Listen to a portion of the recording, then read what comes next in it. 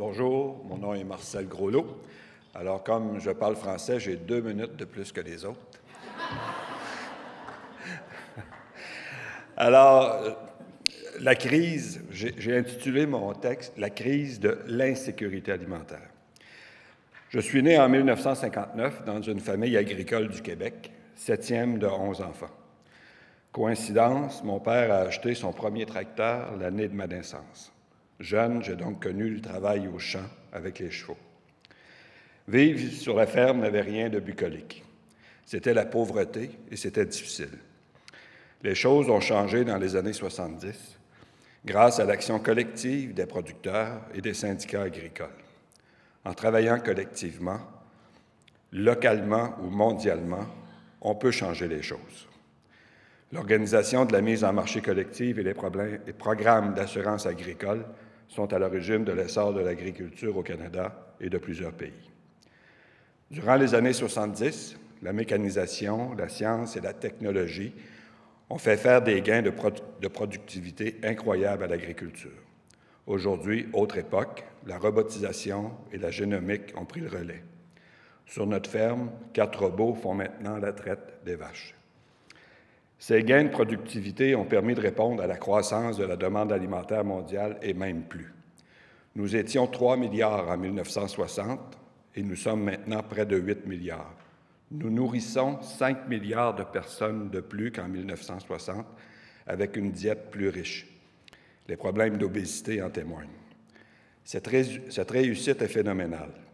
Nous produisons suffisamment de nourriture pour alimenter tous et chacun sur la planète, au point que depuis les années 80, pour écouler les surplus de production et soutenir les prix à la ferme, les gouvernements occidentaux, l'Europe et les États-Unis en tête, investissent des milliards en soutien et subventions. Les dépenses alimentaires en fonction du revenu des ménages ont continuellement diminué jusqu'à tout récemment. Un gain social énorme. Au Canada, par exemple, la famille moyenne dépense à peine plus de 11 % de ses revenus pour s'alimenter, alors qu'en Afrique de l'Ouest, par contre, c'est 50 %. La faim dans le monde est d'abord un problème de pauvreté et de partage de la richesse. Cependant, l'augmentation de la productivité agricole que nous avons connue depuis 50 ans s'essouffle. En 2022, nous sommes à un point d'équilibre ou presque. L'offre ne surpasse plus la demande comme par le passé pour les principales denrées. Les marchés sont inquiets. Les prix des marchés à terme à la bourse de Chicago sont à la hausse. La spéculation fait son œuvre. Sur la bourse, on transige sur les prix et conditions de marché à venir, et l'avenir est moins prévisible. En fait, plusieurs indicateurs et facteurs se conjuguent présentement et les perspectives futures sont plus incertaines. Premièrement, et ça a été dit, le climat. Les sécheresses et les inondations ont été nombreuses dans le monde. En 2021, les prairies canadiennes ont vécu l'une des pires sécheresses de leur histoire. Le Canada étant parmi les 6 principaux pays exportateurs de denrées agricoles, cela a inquiété les marchés. Durant la même année, les conditions ont été difficiles au Brésil et en Argentine. Alors, avant même l'invasion de l'Ukraine par la Russie, les prix du maïs, du blé et du soja atteignaient des records. Nous assistons également à un redéploiement du cadre géopolitique mondial. Le repositionnement politique de la Chine et l'invasion de l'Ukraine par la Russie en février ont redéfini les canaux de commercialisation mondiaux de plusieurs produits, notamment en matière énergétique. Les États-Unis veulent s'affranchir de la Chine. Le gaz naturel de la Russie ne se rend plus en Europe. Hausse sans précédent des coûts de l'énergie. L'Europe étant un important exportateur de denrées agricoles, les coûts élevés de l'énergie auront une incidence importante sur la filière alimentaire. À moyen terme, la décarbonation de l'économie, qui devrait nous mener à la carboneutralité en 2050, aura sans doute un effet sur le prix des aliments. Des mesures plus concrètes commencent à s'appliquer, taxes sur le carbone et autres. La plupart des pays ont du rattrapage à faire pour atteindre leur cible de 2035. À plus long terme, mais peut-être plus tôt qu'on ne le pense, l'accès à l'eau pour l'irrigation des cultures sera plus difficile. De grandes réserves d'eau, ici en Amérique et en Europe, sont très basses. On a surexploité les nappes phréatiques, des choix difficiles vont s'imposer. La surpêche et l'état des réserves halieutiques est inquiétante. Le réchauffement des eaux menace également ces réserves qui alimentent aujourd'hui des centaines de millions de personnes. Ils devront se tourner vers d'autres sources alimentaires. La montée des eaux et le déplacement de population va également entraîner une perte de terres arables. Les nouvelles mesures environnementales ont aussi un effet sur la productivité et les coûts de production en agriculture. Le bannissement de certains pesticides pour lesquels il n'existe pas de solution de remplacement et la réduction de la fertilisation azotée vont entraîner une modification des plans de culture. La transition écologique est soutenue par des programmes dans plusieurs pays, mais cela ne couvre qu'une partie des frais. À titre d'exemple, le Canada veut réduire de 40 % la fertilisation azotée. C'est énorme et personne ne sait vraiment quel impact cela aura sur la productivité. Comprenez-moi bien, je ne suis pas contre ces mesures, mais elles mettront de la pression sur les marchés. Un autre phénomène est la concentration du secteur de la fourniture des services et des intrants.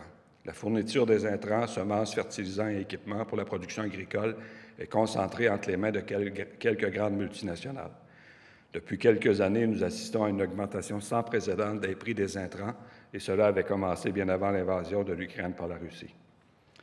Donc, les risques que nous soyons dans un marché alimentaire inflationniste pour les prochaines années est bien réel, d'autant plus que la demande alimentaire va augmenter avec la croissance de la population mondiale. Les marchés agricoles sont très fragiles et ils répondent la plupart du temps de façon exagérée aux risques et à l'incertitude. C'est la nature même du marché qui est en cause. On doit manger et la substitution vers une autre denrée est rarement possible.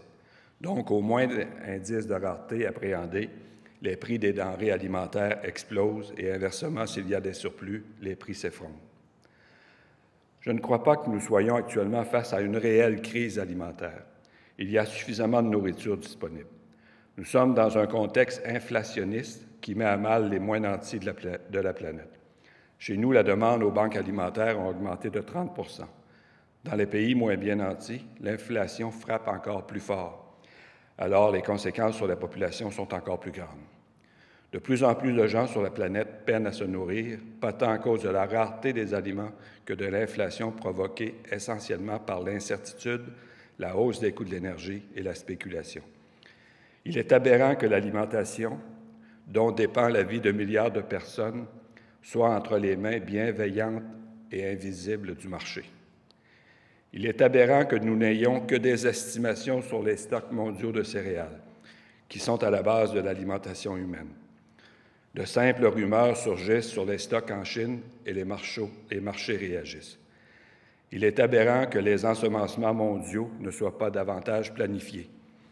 Tous les producteurs individuellement sur la planète prennent leurs décisions seuls en fonction de ce que sera, selon eux, le marché mondial l'an prochain. Les gouvernements ne possèdent pas de réserves stratégiques des principales denrées alimentaires. Ces réserves d'État pourraient limiter la spéculation et stabiliser les prix. Ces outils existent dans le secteur de l'énergie. Des actions concrètes et concertées pour donner à tous un accès à des aliments de qualité et en quantité suffisante sont possibles. Et le point de bascule entre l'offre et la demande alimentaire sur lequel nous sommes en ce moment est une opportunité pour réfléchir à de nouveaux mécanismes de stabilisation des marchés et de l'approvisionnement alimentaire mondial. Ce serait à la fois au bénéfice des consommateurs et des producteurs. Comme mentionné, je suis président de la coalition Nourrir l'humanité durablement. Nourrir durablement, c'est un accès à tous à des aliments de qualité, produits dans le respect de l'environnement et de la protection de la biodiversité, et en respect de la préservation des ressources naturelles que sont les terres arables et l'eau. Un rôle accru des institutions internationales sera nécessaire pour relever ce défi. Un rééquilibrage entre les forces du marché et les forces visant à protéger les droits humains, l'environnement et la biodiversité sont nécessaires. Le droit international est sans doute le meilleur outil pour y parvenir. Nourrir l'humanité durablement est la première étape pour relever les défis planétaires que sont les changements climatiques et la protection de l'environnement. Il n'y a pas de paix sociale possible si un peuple est affamé. Le réchauffement climatique, la protection de l'environnement et de la biodiversité sont bien secondaires quand la famille et les enfants sont affamés. Nourrir l'humanité durablement n'est pas un défi, C'est une obligation pour un monde en paix et l'avenir des générations futures. Merci.